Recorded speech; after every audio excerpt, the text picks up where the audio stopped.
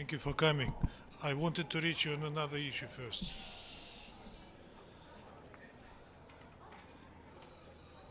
On another issue. On March 10, the neo-Nazi regime in Kyiv committed yet another barbaric crime against the civilian population of our country by carrying out a missile strike. A missile. You hear me?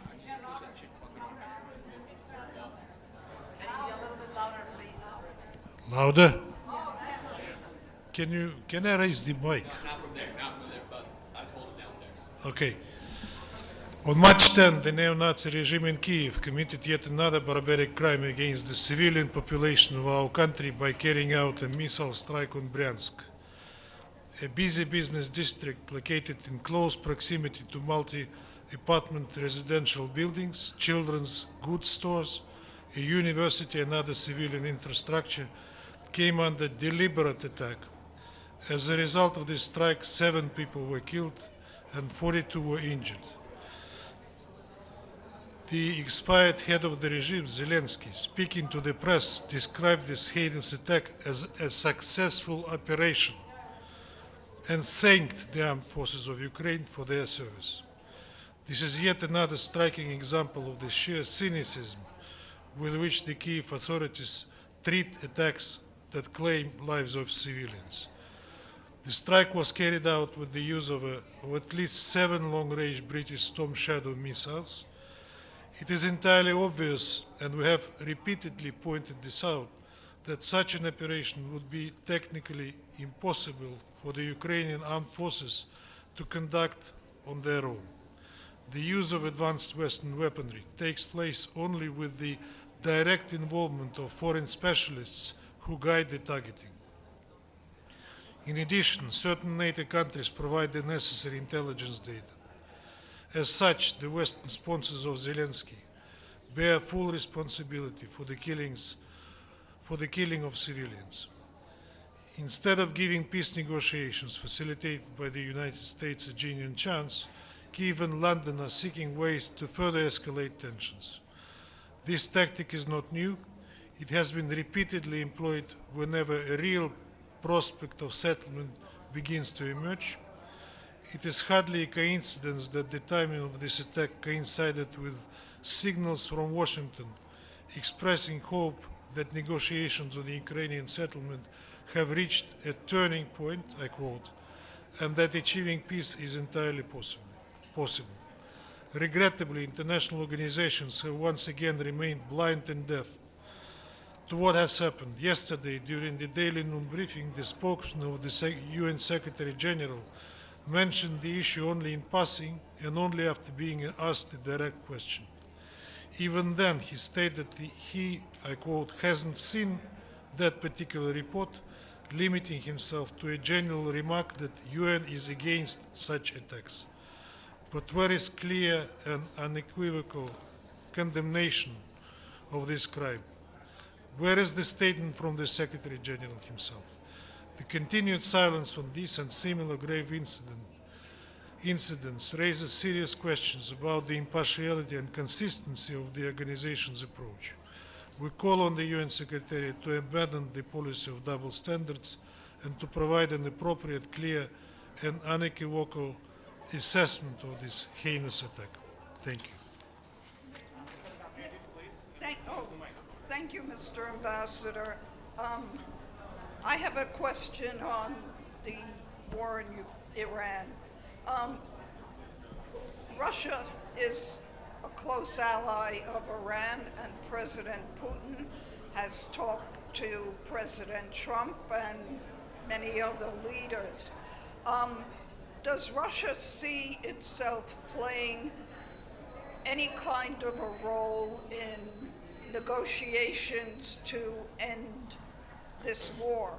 Are there talks going on, and if so, how serious are they? There are no negotiations, as you know. Negotiations were held before the aggression started, and it started right when negotiations were proceeding, and Iran was ready to continue negotiating. But it was a premeditated, deliberate attack which which U.S. confessed in. They said later that they were planning it despite all these negotiations that were taking place. Now, as far as I know, there are no negotiations, although Iran expressed willingness for negotiations. Mr. Ambassador, this is Nam Abdullah with Rudaw Media Network. Nam Abdullah with Rudaw Media Network. One question on, on the Strait of Hormuz. On what? On the Strait of Hormuz, for how long do you expect it to stay closed? And is Russia willing to offer help to make sure it remains open? The Strait of Hormuz is not our territorial waters. I don't think we can do anything on that thing. The threats to close the Strait of Hormuz is a direct consequence of what is going on in Iran. What will happen to it, I don't know. But the maritime traffic in that part of the world, a very important one, has been not just severely reduced but basically halted, which told immediately on the economic situation, on the situation with the carbohydrates, on the situation with the prices, and that is very sad. As I said today in the statement, that the countries of the region, and not just the region but of the entire world, will feel the consequences, and not just economic, of what is happening in the Middle East. Ambassador, it's Pamela Fall from U.S. News and World Report. Reflect on the vote right now, the vote on your draft resolution on Iran. Why do you think the other resolution got so much support, and why do you think yours did not? The other resolution is a clear invitation for the aggressors to continue what they are doing. It is unbalanced. As I said, we offered very fair amendments to it, which were completely ignored. We were reassured by our Gulf friends that they have nothing against our draft, although today we saw the results of the voting. Some of the members, in particular those who voted against it, explained it by laughable pretext that Russia doesn't have the right to promote any resolution in the Security Council, thus betraying themselves. Our resolution is very neutral to the gravity of the situation that we are witnessing.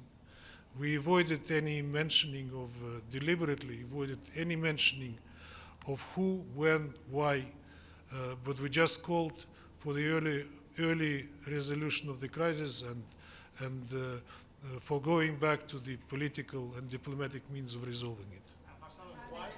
Thank you. Why did you veto the resolution, and do you realize this will be a disappointment for Iran?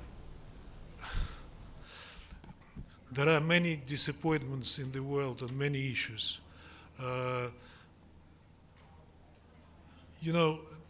The thing is that we recognize that the Gulf countries suffer sometimes. What suffers not just the American bases that are located in these countries, but the civilians and the civilian infrastructure, which we do not appreciate, and we say about it openly, and we understand the sentiment of the Gulf countries about it. But the problem is that, as I said, the cause and the consequences in the resolution are put upside down. Thank you, Ambassador. A quick follow-up on the Middle East. Are there any plans to propose another draft resolution? And on Ukraine, do you have any plans to call for? To propose another draft resolution on what? On the Middle East. On the Middle East, we just had one. You saw the result. Let's see how it goes. We don't know what will happen next, and we'll be guided by the development of the events. And on Ukraine, any plans to call for an urgent meeting for Security Council? No. Thanks. It's Ambassador Stefano Vaccaro, Ital Press, La Voce di New York. According to President Trump, he had a phone conversation with President Putin, where President Putin told him that he was going to help. Now, He offered help, I would yeah, say. he offered he was going to help. But today we saw in the Security Council that where is this help? Whose fault is that at the moment, Russia is trying to help United States. The United States is not getting this help, doesn't want this help. What's happening? Helping is not appeasing. We are calling a spade a spade. We're calling things by the name, but we are ready to help to get out of the dire situation the whole region and the United States itself got itself into. Ambassador, neither resolution mentioned the United States and Israel's role in this war. You're saying that was a deliberate step by Russia. Was that also, in your view, a deliberate step by the Bahrain resolution? It's just a little strange to read the resolution and not name who the perpetrators are. Two things. First, there is a convention in the Security Council, and you know it pretty well, that no permanent member will ever vote against itself in a resolution that mentions its name, and that's life. You may laugh at it, but this is how it works. Secondly, we proposed amendments that didn't mention the name, but that didn't mention the names, but it offered solutions. So I think that we didn't violate either the convention or the essence. Ambassador Maryam Ahmadi with Iran International. There are some reports that suggest that Russia is giving intelligence to the Islamic Republic of Iran. You're asking the wrong person. I'm not in the intelligence business. Thank you. I think, Thank you. thank you.